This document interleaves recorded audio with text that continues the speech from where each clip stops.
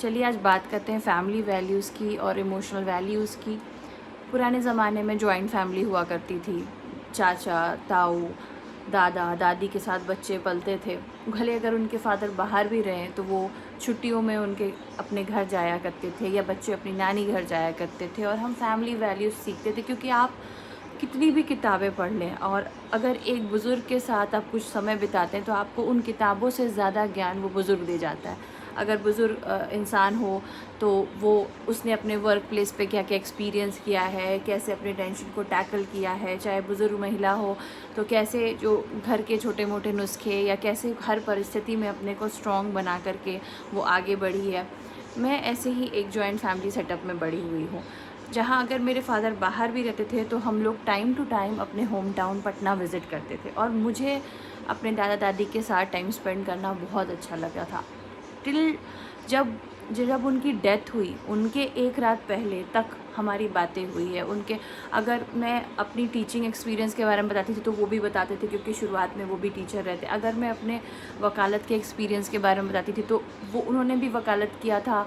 Job से retire होने के बाद उन्होंने कंज्यूमर कोर्ट और हाई कोर्ट में प्रैक्टिस की थी, तो वो बहुत सारा ज्ञान।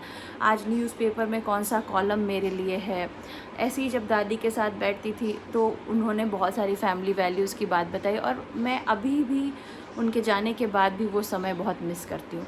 तो मेरे जैसे बच्चों में जो जॉइंट फैमिली सेटअप में रहे हैं या फ्रीक्वेंटली अपने दादी या नानी घर विज़िट करते रहे, हम लोगों में अभी भी बुज़ुर्गों के लिए बहुत ही ज़्यादा इमोशन है, सेंसिबिलिटी है। लेकिन आप मेरे एज के या मेरे से जो यंगर जनरेशन या जेन ज़ी को अगर आप देखेंगे तो वो जो बुज़ुर्गों को एज़ अ वेस्ट लेते हैं, बिल्कुल एज़ अ वेस्ट। और आप फ़ॉरेन में देखेंगे यही है।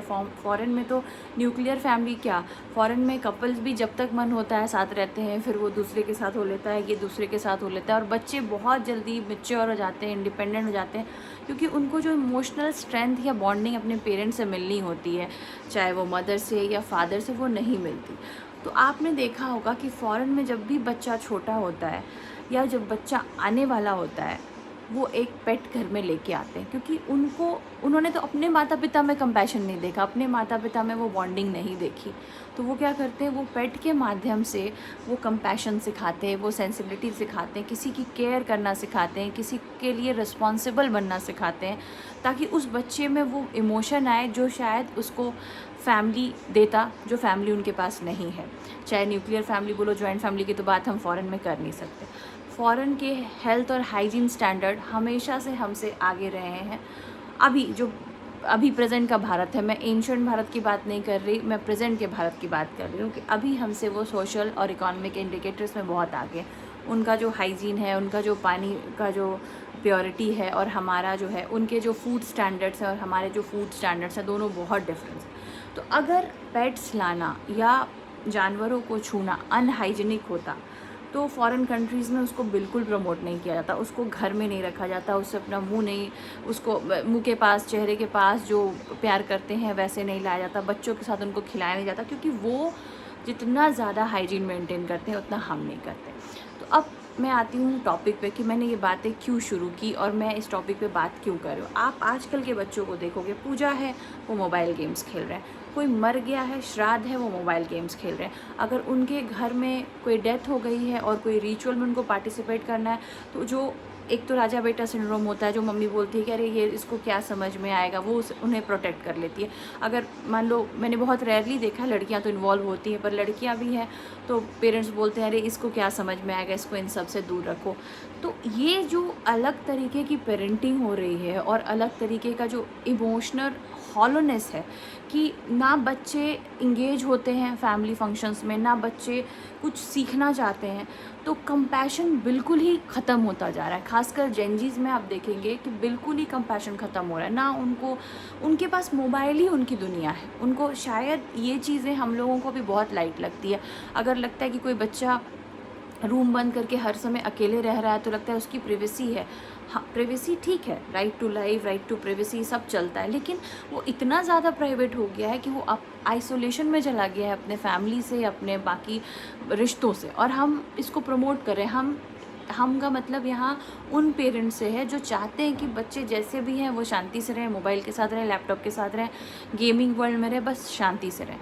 इस माहौल में हमें घर में पेट या बाहर में स्ट्रे डॉग्स को फीड करवाना बहुत ज़रूरी है, क्योंकि वो कंपैशन नहीं सीख रहे, उनको नहीं पता चल रहा कि आप कैसे हाई या लोज से गुजर रहे हैं, उनके फादर ऑफिस से क्या टेंशन बोरो करके लेके आ रहे हैं, उनकी मदर क्या स्ट्रगल कर रही है एज अ होम मेकर।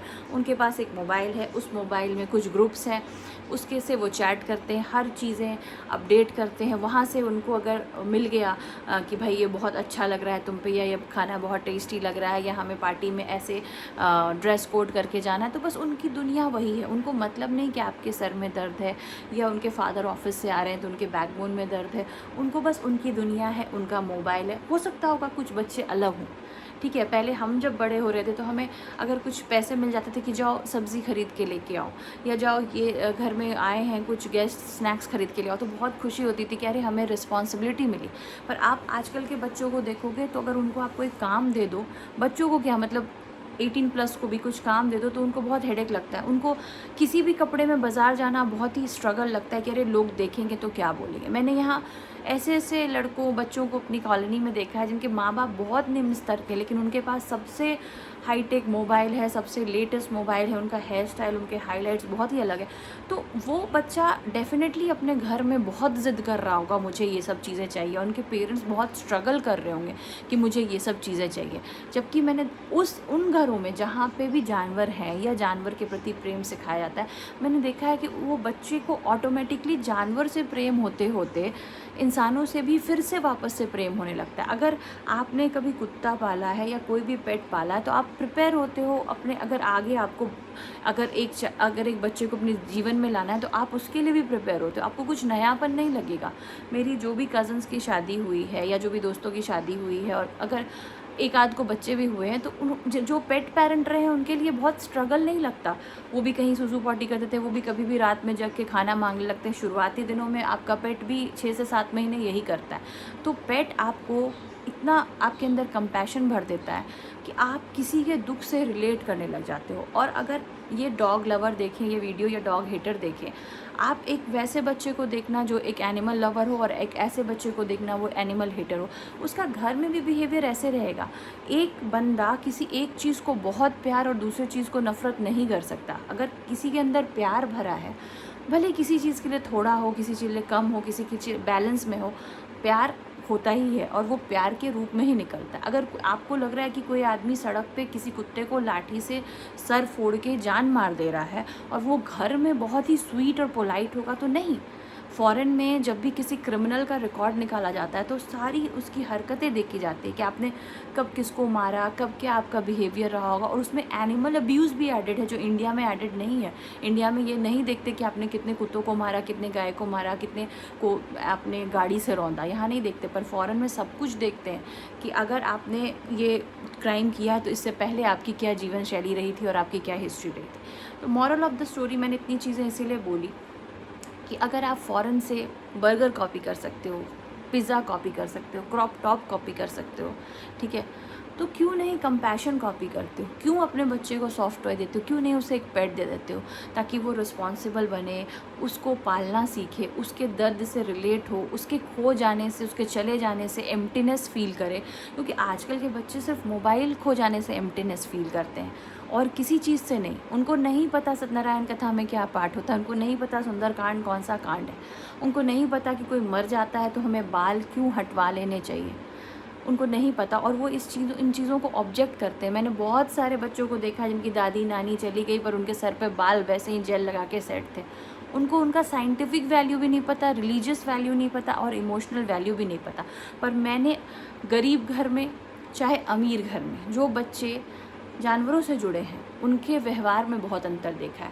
मेरा 2 करियर है, आपको पता है कि मैं टीचिंग भी करती हूँ, एडवोकेसी भी करती हूँ। तो मैंने अपने टीचिंग करियर में बहुत सारे बैचेस को डील किया है। इट्स बीन 6 इयर्स की जब मैं इस लाइन में हूँ, और मैंने देखा है कि जो बच्चे एनिमल लवर हैं वो बहुत ही कंपैशनेट होते हैं अपने पेरेंट्स के प्रति, अपने ग्रैंड पेरेंट्स के प्रति, अपने सिबलिंग्स के प्रति, अपने फ्रेंड्स के प्रति। लेकिन जो बच्चे जिनको बिल्कुल ही मतलब नहीं है, जो इलेक्ट्रॉनिक्स और कंज्यूमरिज्म में फंसे हुए हैं, ये फ़ोटो, ये ड्रेस कोड, ये इयररिंग्स, ये मोबाइल, ये स्मार्ट वॉचेस, उनको कोई फ़र्क नहीं पड़ता कि उनके फादर क्या स्ट्रगल कर रहे हैं ऑफिस में, उनकी मदर क्या स्ट्रगल कर रही है घर में।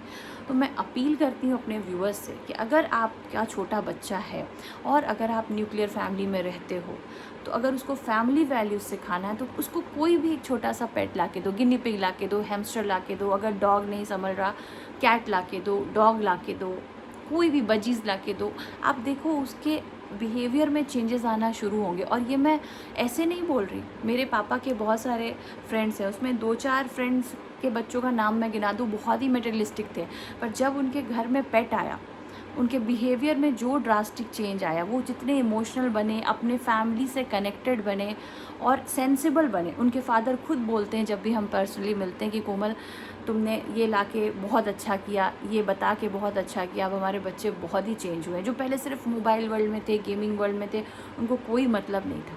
और अगर आपको लगता है कि मैं झूठ बोल रही हूँ तो आप एक बार ये करके देखो। हाँ, अगर आपका बच्चा उस स्टेज पे पहुंच गया है जहाँ पे उसको सिर्फ कंज्यूमर ही बनना है, मुझे ये चाहिए, मुझे ये चाहिए, मुझे वो चाहिए, उसे देना कुछ नहीं आ रहा, तब मुझे लगता है वो आपके हाथ से निकल गया है और आपको अपने एरिया में या कहीं ओल्ड एज होम में बात करके रख लेनी चाहिए। क्योंकि उसको आपसे तभी तक मतलब है जब तक आप उसको रिसोर्सेज दे रहे हो। जब रिसोर्सेज ख़त्म हो जाएंगे उस दिन आपका उससे कनेक्शन भी ख़त्म हो जाएगा। क्योंकि सबसे ज़्यादा वृद्धाश्रम अभी इंडिया में ही बन रहे हैं और सबसे ज़्यादा फैमिली वैल्यूज़ मिडिल क्लास ही सिखाते हैं। फिर ये गैप कहाँ आ रहा है? एक बार आप इंटरनेट पे रिसर्च पेपर्स पे सर्च करके देखना, गूगल पे एआई से पूछ के देखना कि कौन से बच्चे ज़्यादा कंपैशनेट, सेंसिबल और इमोशनल होते हैं, एनिमल लवर्स और नॉन एनिमल लवर्स। और अगर आपने ये होमवर्क मेरा किया तो प्लीज़ मुझे कमेंट करना।